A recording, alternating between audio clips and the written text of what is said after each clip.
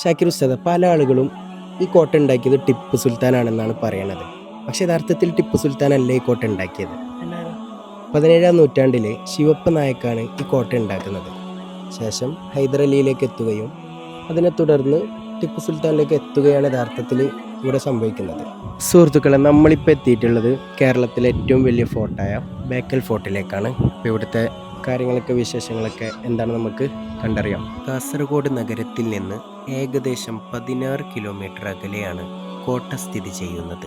അറബിക്കടലിൻ്റെ തിരമാലകൾ വന്ന് പതിക്കുന്ന രീതിയിലുള്ള ഭീമാകാരമായ മതിലുകൾ. അതുകൊണ്ട് തന്നെ കേരളത്തിലെ കന്യാകുമാരി എന്നും ഇതിന് വിശേഷിക്കപ്പെടുന്നു.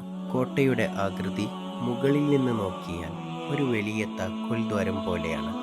ഇത് പ്രതിരോധ നിയന്ത്രണത്തിന്റെ ഭാഗമായി രൂപകൽപ്പന ചെയ്തതാണ്. ഏകദേശം ഇത് എത്ര സ്ഥലം ഉണ്ടാവുമെന്ന് അറിയോ?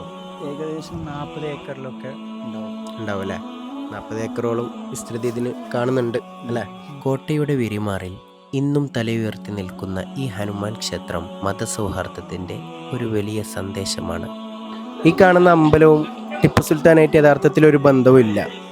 നേരത്തെ ഞാൻ പറഞ്ഞതുപോലെ ശിവപ്പ നായക്കാണല്ലോ ഈ കോട്ട ഉണ്ടാക്കിയത്. അപ്പൊ ആ ബന്ധം മാത്രമേ ഉള്ളൂ. നിങ്ങളെ നാടല്ലേ? അതെ, കുറെ പ്രാവശ്യം വന്നിട്ടുണ്ടാവല്ലേ ഇങ്ങോട്ടൊക്കെ? ചെറുപ്പം മുതൽ തന്നെ സ്കൂളിലൊക്കെ പഠിക്കുമ്പോഴേ ടൂറൊക്കെ വരുന്നത് മെയിൻ കേന്ദ്രമാണിത്. അപ്പോഴൊക്കെ വലിയ അത്ഭുതമാണിത്. ഇപ്പൊ കണ്ടിങ്ങനെ ആയെങ്കിലും പണ്ടൊക്കെ വലിയ അത്ഭുതമാണിത്.